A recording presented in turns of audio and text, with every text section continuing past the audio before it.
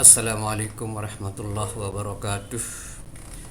Siswa-siswi yang saya banggakan di mana saja berada pada kesempatan hari ini, mudah-mudahan selalu dalam lindungan Allah Subhanahu wa taala beserta keluarga, sanak saudara.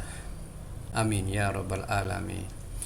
Pada kesempatan hari ini video saya buatkan di sini untuk memudahkan di dalam proses pembelajaran jarak jauh yang saat ini masih kita lakukan pada saat pandemi COVID-19. Baiklah, jadi materi kita yaitu pada bab kedua. Kalian nanti bisa membuka buku kalau memang sudah ada bukunya, dan kalau memang belum silakan pinjam buku di madrasah atau di mana saja, atau bisa saja nanti mencarinya di Google begitu ya. Baiklah, jadi kita mulai saja. Bab kedua tadi menyangkut tentang materi statistika untuk kelas 12 semester pertama, khusus untuk MAN 1 Lombok Tengah. Jadi statistika, jadi tentu kita mulai dari pengertian daripada statistika itu sendiri apa gitu ya. Nah ini ya, statistika adalah merupakan sebuah ilmu yang mempelajari bagaimana cara merencanakan, mengumpulkan, menganalisis, lalu menginterpretasikan ya, dan akhirnya nanti akan kita dapatkan suatu kesimpulan dari apa yang menjadi pembahasan tersebut. Di dalam statistika ada beberapa subbab yang akan kita pelajari nantinya sesuai dengan yang ada di sini. Yang pertama adalah tentang penyajian data ya. Penyajian data itu ada tabel distribusi frekuensi, dan tabel ini akan kita jabarkan lagi nanti menjadi distribusi frekuensi tunggal, ada juga data berkelompok. Nah, selanjutnya nanti kita akan pelajari tentang grafiknya gitu ya. Dalam grafik itu ada namanya histogram, nantinya ada namanya poligon, dan ada namanya ogive. Nah, kemudian berikutnya adalah pemusatan data ya. Pemusatan data yakni kita akan bahas tentang mean atau rata-rata, baik itu data tunggal maupun data berkelompok, kemudian median atau titik tengah, kemudian ada namanya modus. Modus itu adalah suatu data yang paling sering muncul ya. Kemudian berikutnya nanti adalah tentang penyebaran data. Penyebaran data itu antara lain kita akan mencari simpangan rata-rata, simpangan baku, dan ragamnya ya. Jadi kita mulai dari yang pertama, yaitu tentang penyajian data, yaitu tentang penyajian data ya, tabel distribusi frekuensi ya. Yaitu pertama adalah data tunggal. Data tunggal ya. Jadi nanti kan kalau di waktu kalian kelas 9 ya, di sanawiyah atau di SMP itu saya kira sudah kalian diberikan materi tentang statistika ya. Dan saya kira itu sudah dibahas dulu tentang apa itu sampel, apa itu populasi ya. Itu malahan tentang median, data tunggal ya, modus apa, saya kira sudah itu ya. Nah ini jadi karena sekarang ini kita di kelas 12 ini tentu melanjutkan, cuma paling tidak sekarang kita akan sedikit mengulang dulu ya. Data tunggal, yaitu apa data tunggal? Data tunggal adalah data yang disusun sendiri menurut nilai dan besarnya masing-masing ya. Nah, itu data tunggal. Jadi data tunggal adalah data yang disusun sendiri menurut nilai dan besarnya masing-masing. Jadi data tunggal ini sebetulnya adalah data yang cukup sederhana begitu ya. Datanya tidak terlalu banyak. Ya, itu ya, sehingga tidak perlu kita bikin tabel yang agak ribet begitu ya. Nah, ini. Baik, jadi kita contoh ya. Nah, ini ya. Data tunggal. Nah, ini saya adalah mengambilkan salah satu contoh tentang hasil ulangan mata pelajaran matematika dari 20 siswa kelas 12 sebagai berikut ya. Nah, ini misalnya ini adalah sebuah hasil ulangan yang kita lakukan sebanyak 20 orang dengan nilai sebagai berikut. Nah, jadi dari 20 orang itu ada yang punya nilai 25, ada 30, 45 ya. Ada lagi 85, ada 70, ada 65 dan sebagainya ya. Jadi ini kita dapatkan dari hasil ulangan berikut ini. Nah, sekarang data tunggal ini ya sudah ya. Nah, ini. Kemudian ada lagi namanya data tunggal berbobot. Ya, data tunggal berbobot. Apa itu data tunggal berbobot? Ya, ini ya. Jadi kalian sudah saya perlihatkan di sini. Data tunggal berbobot itu adalah data tunggal yang jumlah data atau bobotnya lebih banyak sehingga perlu disusun dalam tabel yang disebut tabel distribusi frekuensi tunggal ya.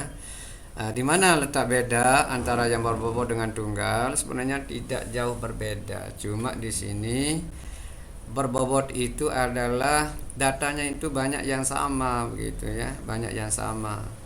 Nah, sehingga nanti kita perlu menyusunnya dalam sebuah tabel frekuensi tunggal ya.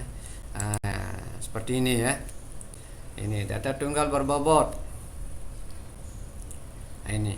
Jadi sebelumnya ya, data sebelum kita buatkan ya tabelnya, maka terlebih dahulu kita susun dulu ya datanya itu menjadi data berbobot sebagai berikut.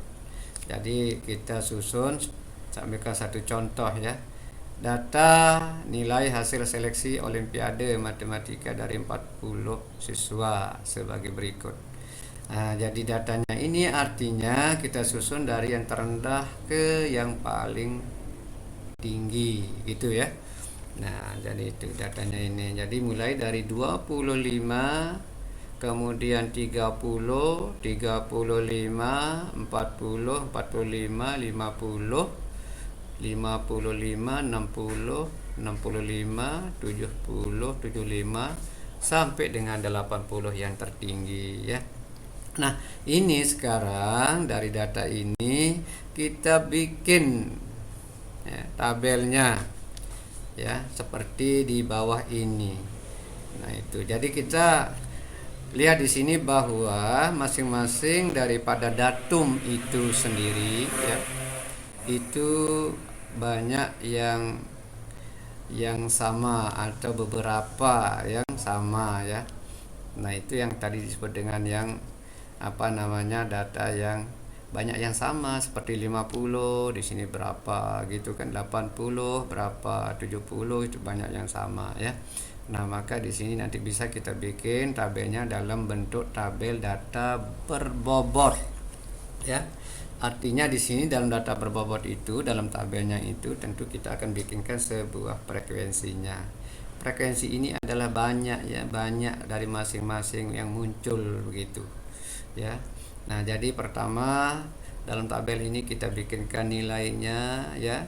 Dari data ini kita ambil nilai 25, kemudian 30, 35, 40, 45, 50, 55, 60 dan seterusnya sampai 80. Kemudian ya ini ada namanya turus ya, atau biasa juga kadang-kadang melidi bisa ya, karena bentuknya seperti lidi ini ya.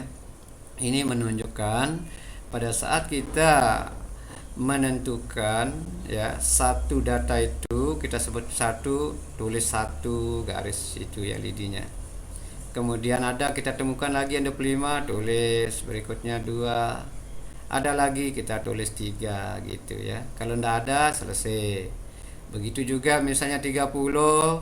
30 itu berapa di sini ada 4. Berarti ya kita pakai lidinya 1 2 3 4 ya. 35 ada 2, 40 ada 2, 45 ada 4 itu kan. Nah itu. Jadi berdasarkan jumlah data yang ada. Kemudian 50. Nah, ini ada 50 ini ya, ada berapa? Ada 6 ya. Jadi di sini kita bikinkan ini. Nah, ini saya kira sudah kalian paham ini ya. Biasanya itu kalau di dalam pemilihan pilkades apa itu yang ada panitia ya, penyelenggara di KPPS itu biasanya kan ada di sana. Begitu, itu sebagai praktiknya begitu ya. Nah, itu juga merupakan salah satu pembuat data di sana itu ya. Jadi di sana tarik garisnya, tarik lidinya gitu ya. Bikin kelima ya kayak begini. Kemudian di sini setelah 5, setiap 5 itu bikin seperti ini, kemudian 1 sehingga jumlahnya 6. 55 1, 60 juga 6 ya. 65 1, 70 4, 75 4, 83. Nah setelah itu ini frekuensinya ya, frekuensi itu sebenarnya berapa jumlah masing-masing dari data itu sendiri ya. Jadi misalnya 25 ya 3, dari sini kita dapatkan tadi ini 4, kita tulis 4, 2 kita tulis 2, di sini juga 2 dan seterusnya ya. Nah inilah jadi tabel distribusi frekuensi tunggal berbobot ya. Nah baik, kita lanjut ke berikutnya, yaitu tabel distribusi frekuensi berkelompok ya. Jadi di sini apa itu ya? Data berkelompok dulu. Data berkelompok adalah data yang nilainya dikelompokkan. Data yang nilainya dikelompokkan dalam beberapa kelas. Dan setiap kelas mempunyai interval nilai tertentu. Nah ini ya. Sebetulnya dari masing-masing tadi, dari data tunggal berbobot, data tunggal berkelompok itu sebenarnya tidak jauh beda. Cuma di sini kadang-kadang dari segi jumlah ya, jumlah datanya itu. Ketika datanya itu besar ya, sampai misalnya ya 50-an ya, 60, 80 dan seterusnya, itu cukup besar sehingga kadang-kadang kita nanti untuk mendatanya atau menyusunnya agak susah ya kalau dengan data berkelompok. Jadi kita ya bikin namanya data tunggal misalnya tadi. Jadi kita bikin menjadi data berkelompok. Di dalam tabel apa bedanya ya? Bedanya adalah kalau data tunggal itu ya, ini kalau data tunggal tadi kalau kita lihat di sini ya pada frekuensinya ini ya, nilainya ini tunggal ya. Nah ini contoh data tunggal tadi. Nilainya tunggal artinya 25 ya, 30 masing-masing. Nah itu ya. Jadi tidak ada kelompokan, tidak ada pengelompokan nilai ya. Tapi kalau data berkelompok maka kita kelompokkan nilainya ya. Nanti ya misalnya ada rentang ya, interval dari masing-masing kelompok gitu tadi ya. Nah ini contohnya ya. Ini contohnya. Jadi misalnya ini data tentang durasi iklan dalam detik, banyaknya iklan. Nah ini ya. Nah ini dikelompokkan ini ya. Jadi nilainya ini dikelompokkan ya.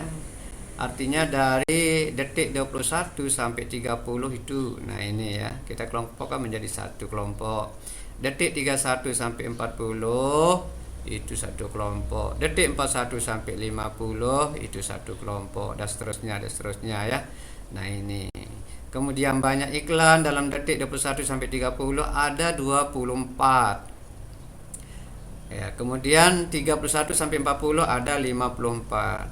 Kemudian misalnya ada pertanyaan, ada berapa banyak iklan dari detik 71 sampai 80? Nah, ini sudah kelihatan ya. Jadi ada 80 begitu ya. Aduh. Nah, ini contoh yang kedua tentang data tabel data berkelompok. Ada interval kelasnya ya ini. Ya, ada interval kelas. Misalnya 100 sampai 199. Ini kelompok pertama.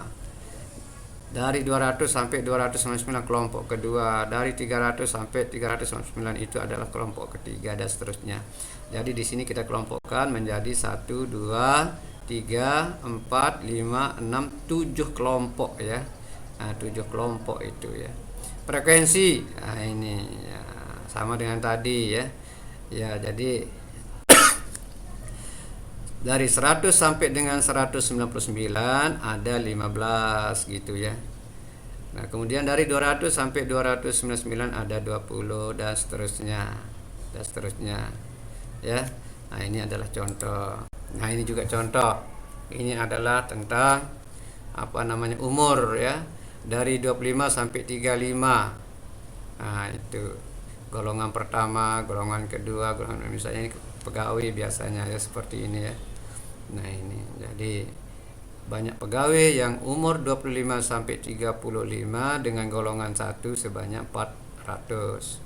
Kemudian dari lebih daripada 35 itu 500. Yang tidak sarjana sekian. Nah, sarjana tidak ada. Nah, itu dan seterusnya ya. Ini sebagai contoh saja ini. Ini adalah tentang distribusi frekuensi data berkelompok, contoh tabelnya ya. Nah, jadi nanti ya kita akan pelajari bagaimana cara membuat tabel ini ya.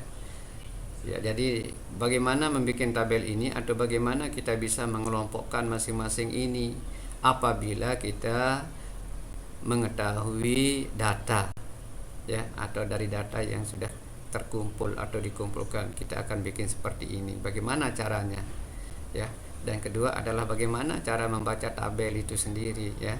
Karena tabel ini nantinya akan membantu di dalam mengambil suatu kesimpulan ya. Ya, mengambil kesimpulan begitu. Nah, itu ya. Dan juga masalah-masalah lain yang dapat kita ambil dari data yang sudah ada begitu ya. Oke, jadi lanjut kepada berikutnya. Contoh. Nah, ini ya. Contoh. Jadi ini adalah sebuah data dari hasil ulangan 40 siswa dari salah satu madrasah aliyah negeri di Lombok Tengah. Jadi hasil ulangan ya, katakanlah ini ulangan matematika begitu ya. Nah, jadi ulangan matematika dengan nilai berikut ini sebanyak 40 orang. Ya, jadi di sini mulai dari nilai 25, ada yang nilai 30, ada yang 45, ada 50, ada 30, ya ada 70, ada 80, ada 60, ya ada 55 dan seterusnya ya. Nah, ini ya. Nah, ini datanya. Nah, sekarang dari data ini ya, tentu nanti kita akan membuat tabelnya ya. Bagaimana tabelnya gitu kan? Yang seperti contoh tadi. Nah, itu. Nah, ini. Bagaimana bentuk tabelnya ini sudah ditanyakan. Nah, ini ya. Bagaimana bentuk tabelnya? Baik, jadi kita akan membahas tentang cara-cara atau langkah-langkah di dalam membuat tabel ya. Bagaimana langkah-langkah di dalam membuat tabel distribusi frekuensi berkelompok ya. Oke, jadi mari kita mulai. Nah, ini ya. Mohon ini diperhatikan baik-baik. Jadi ada 3 langkah di dalam membuat tabel distribusi frekuensi berkelompok, yaitu ini ya. Langkah yang pertama adalah kita menentukan dulu namanya jangkauan data. Ya, jangkauan data ya, JD-nya. Jangkauan data. Mana disebut dengan jangkauan data? Jangkauan data itu adalah ini rumusnya, yaitu JD sama dengan X max dikurangi X min. Nah, maksudnya adalah X max itu artinya datum yang terbesar, ya, data yang tertinggi dikurangi data yang terendah pada sekumpulan data itu, ya. Nah, gitu ya. Nah, kemudian langkah berikutnya kalian nanti menentukan berapa kelas intervalnya. Kelas interval itu adalah panjangnya ya. Kelas bukan panjang, kelasnya ya, kelas intervalnya. Artinya kelompok. Kelas interval itu artinya kelompok. Berapa kelompok yang dapat kita susun nanti ya, berapa kelompok dari data itu. Nah, ini dengan rumus K sama dengan 1 plus 3,3 log N, dengan N sama dengan banyak data ya. K kelas interval sama dengan 1 plus 3,3 log N, dengan N sama dengan banyak data. Nah, kemudian langkah berikutnya adalah menentukan panjang interval ya, panjangnya, rentangnya ya, berapa rentangnya itu. Nah, jadi untuk menentukan rentang atau panjang interval itu sama dengan jangkauan data ini tadi ya, hasilnya ini jangkauan data dibagi kelas interval. Nah, jadi ini JD dibagi K ya, JD dibagi K, berapa jangkauan datanya dibagi dengan berapa banyak kelas, itu menjadi apa namanya, panjang interval ya, gitu ya. Nah, ini semua mohon diperhatikan, jadi bisa nanti kalian buka ya kembali nanti ini setelah kalian terima materi ini ya, kalian semua. Oke, baik, kita lihat ya selanjutnya contoh. Perhatikan data hasil ujian dari 40 orang siswa di atas ya. Nah, ini yang tadi itu maksudnya yang di atas tadi ya. Oke, jadi yang kalau di atas tadi kita lihat yang ini maksudnya, yang ini ya, ini ya. Jadi 25, 30, 45 dan seterusnya ya. Nah, dari data ini yang kita lihat adalah datum yang terendah. Data terendah itu adalah berapa, apa di sini kita lihat, yaitu sama dengan 25. Ini kan 25 yang rendah, tidak ada yang paling bawah daripada 25, itu namanya X minimal ya. Kemudian data yang paling tinggi, yang paling besar, yaitu kita lihat di sini, cari mana yang paling tinggi. Oke ya, kalau tidak salah di sini 90 ya, 90, tidak ada yang lebih tinggi daripada 90. Ini disebut sebagai X maksimal, data maksimal ya. Nah, jadi setelah kita tahu yang paling besar 90, yang paling kecil 25 gitu kan ya. Nah, jadi kita lihat kembali itu, itulah ini ya. Nah, oke. Nah, jadi itu ya. Banyak data kan 40. Nilai maksimum 90. Nilai minimum X minimal itu adalah 25 ya. Nah, jadi sudah jelas ini. Jadi kalau sudah kita temukan ini, baru kita lihat sekarang. Berarti JD sama dengan 90 dikurangi 25 ya, sama dengan 65 ya, 65. Nah, setelah itu langkah berikutnya kedua, yaitu kelas K sama dengan kelas atau K sama dengan 1 plus 3,3 log 40. 40 ini adalah banyak data N-nya ya, banyak N-nya 40, sehingga di sini menjadi log 40. Nah, log 40 itu kalian cari nanti ya, berapa log 40 itu bisa pakai apa namanya, kalkulator ya, kalkulator. Atau kalau di komputer itu pakai Excelnya, nanti cari di sana ya. Nah, cari sehingga nanti kalian peroleh yaitu log 40 itu sama dengan 1,6 sekian ya. Jadi kita ambil saja menjadi 1,6 ya. Ini. Nah, sehingga ini kita jumlahkan 1 ditambah, kalikan dulu ya. 3,3 kali 1,6 menjadi 5,28. 1 ditambah 5,28 sama dengan 6,28. Nah, ini kita buatkan jadi 7 ya. Ya. Kita ambil. Jadi bisa 6 bisa 7, nanti kita lihat kondisinya ya. Bisa ambil 6, bisa ambil 7 gitu ya. Mana yang sesuai. Nah, gitu nanti ya. Jadi bukan kita lihat dari 28 ini, memang kalau pembulatannya itu kan ya ini menjadi 6 ini ya, karena kurang dari setengah di sini ya. Tapi dalam hal ini ya kita abaikan saja, kita lihat kondisi daripada data itu sendiri nanti ya. Nah itu. Kemudian panjang kelas P sama dengan, nah ini ya, panjang kelas itu tadi JD per K 65 per 6 sama dengan 10,8. Nah di sini kita ambil 10 ini sebagai panjang kelas dan intervalnya ya. Oke, nah sekarang bagaimana tabelnya ya, kita lihat. Nah ini ya tabelnya yang sudah dari data yang sudah terkumpul ini ya, kemudian langkah-langkah tadi baru kita buat tabelnya, yaitu pertama ini nilainya, kemudian ini frekuensinya ya. Kita hitung tadi mana dikatakan dengan panjang intervalnya, kan mulai dari terendah 25 ya.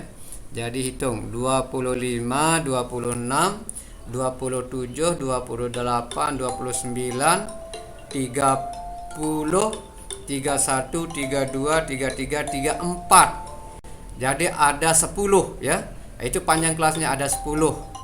Nah, sehingga di sini intervalnya pertama atau kelompok pertama itu adalah 25 sampai dengan 34 ya. Sampai dengan 34. Itu ya.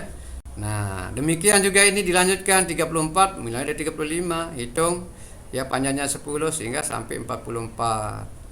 Nah, kemudian 45 sampai dengan 55 itu ya rata-rata. Jadi harus sama rentangnya atau panjang kelasnya masing-masing ya. Nah, itu. Jadi di sini pertama adalah rentangnya 10, sudah tadi masing-masing 10 semuanya rentangnya ya. Nah setelah itu banyak kelasnya berapa? Ada 7. Nah tadi ini 1, 2, 3, 4, 5, 6, 7 ya. Nah ini jadi 7. Nah kenapa tadi seandainya ambil 6 ya, kita ambil 6 di sini misalnya, itu kita mengambil 6 ya, pembulatan jadi 6. Nah tentu di sini tidak sesuai di sini, maka nanti akan sampai 84. Sementara pada data itu ada yang nilainya lebih daripada 84, 90 begitu kan, tertinggi tadi 90 ada. Itu sebabnya di sini maka yang tepat di dalam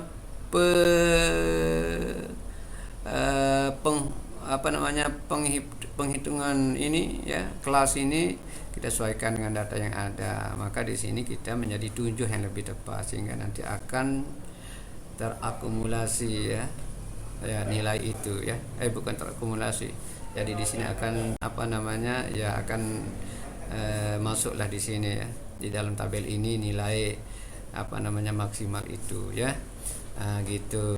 Nah, kemudian frekuensinya masing-masing ini artinya berapa nilai dari 25 sampai 34 itu ada berapa? Ya. Silakan coba nanti kalian. Jadi di sana itu sama dengan 9. Yang nilai 35 sampai 44 itu ada 3. Nilai 45 sampai dengan 54 itu ada 10. Nilai 55 sampai 64 itu ada 7. Ya. Dan seterusnya, sehingga totalnya ini harus berjumlah 40, tidak boleh lebih, tidak boleh kurang, begitu. Karena ini harus pas ya, sesuaikan dengan jumlah peserta atau jumlah siswa yang mengikuti ulangan tersebut ya. Nah, sesuai dengan data yang ada. Baik, bagaimana ya, mudah-mudahan ya Saya yakinnya kalian ini akan bisa memahaminya ya, karena ini adalah cukup sederhana ya. Nanti ya, setelah ini nanti baru kita akan membahas tentang istilah-istilah yang ada di dalam tabel ini ya. Sekarang membuat tabel dulu. Nanti apa istilahnya, banyak sekali istilahnya ya. Ada batas bawah, batas atas, tepi bawah, tepi atas, namanya di ini ya. Nah itu titik tengah ya, itu nanti banyak sekali itu ya. Nah sehingga kita ya akan lanjutkan pada berikutnya nanti ya. Nah ini jadi kita step by step begitu ya, karena tidak bisa kita akan semua kita dalam satu video kita akan sampaikan ini, karena menyangkut masalah waktu. Baik. Nah kemudian dari tabel yang sudah kita bikin ini ya, jadi ada beberapa hal yang menjadi kesimpulan kita. Memang ini kesimpulan mentah dulu ya, memang ya. Artinya ya kesimpulan sederhana saja dulu. Ada beberapa. Nah itu sebabnya, itulah fungsi tabel ini ya. Itu fungsinya. Tujuan kita membuat tabel itu adalah untuk memudahkan membaca data itu sendiri. Kalau dibandingkan dengan data yang masih mentah tadi yang belum dibentuk dalam bentuk tabel, susah untuk memberikan suatu kesimpulan. Nah sekarang ini sudah bisa kita simpulkan ya. Sudah bisa kita simpulkan. Nah gitu ya. Jadi kesimpulan kita ya, dari data ini bisa kita lihat bahwa nilai siswa yang diperoleh yang paling rendah adalah dengan nilai 25. Kemudian nilai di bawah 74,5 ini di bawahnya. Jadi di bawah kelompok ini ya, kira-kira seperti itu. Di bawah kelompok ke-6 ya, ini jadi nilai di bawah 74,5. Jadi mulai menghitung di sini berapa banyaknya, 31 orang. Bisa kalian hitung ini ya, 2 tambah 7 tambah 10 tambah 3 tambah 9. Ini adalah nilai di bawah 74,5. Kemudian nilai di atas 74,5, jadi membacanya dari sini nanti, ini 75 kurangi setengah 74,5 ya. Nah berapa nilainya di atas 74,5? Yaitu 9 orang, yaitu 2 ditambah 4 ya. Nah itulah kira-kira. Jadi kita tahu nanti dari tabel ini ya, itu beberapa yang dapat bisa kita simpulkan setelah ada tabel. Baik, saya kira seperti itu saja. Barangkali inilah yang dapat saya sampaikan sebagai materi kita tentang bab kedua, yaitu tentang statistika. Nah sebagai oleh-oleh, ini biasa ya, matematika itu biasa seperti itu untuk mengingat kembali ya. Jadi kita harus tetap mengasah diri dengan latihan-latihan ya. Nah itu sehingga akan terbiasa nanti di dalam menyelesaikan soal-soal pada saat ulangan, pada saat semester yang akan datang. Baik, jadi sebagai latihan saja, silakan nanti kalian ya ini ya, buatlah tabel distribusi frekuensi dari data di bawah ini ya. Nah ini ya, data hasil, sorry bukan yang ini ya. Oke, sudah. Jadi yang ini mas saya ya. Tadi ini cukup aja satu ini sebagai latihannya. Petunjuk dengan menggunakan langkah-langkah pembuatan tabel distribusi. Pertama, buatlah tabel distribusi frekuensi berkelompok dari data berikut ini ya. Ini datanya sudah tersedia, kalian catat, nanti kalian pindahkan di buku masing-masing. Nah kemudian yang kedua, sebutkan 2 kesimpulan dari hasil penelitian. Jadi apa yang Anda dapat simpulkan ya dari data ini setelah kalian nanti membuat tabel. Apa nanti, hanya cukup 2 saja ya. Ya bolehlah lebih kalau memang punya kesimpulan yang lain, boleh lebih, tapi minimal 2 kalian bisa simpulkan ya. Oke, itu saja saya kira tentang latihan kita ini. Semoga sekali lagi kalian selalu dalam lindungan Allah Subhanahu wa taala ya, kita semua, sehingga kita selalu dapat belajar dan belajar untuk berusaha di dalam menuntut ilmu, sehingga nanti kita akan menjadi orang yang berguna ya. Ilmu kita ini akan bisa berguna untuk diri kita dan untuk orang lain. Terima kasih. Wabillahi taufiq wal hidayah. Assalamualaikum warahmatullahi wabarakatuh. Selamat belajar dan tetap semangat. Sampai berjumpa kembali pada materi berikutnya.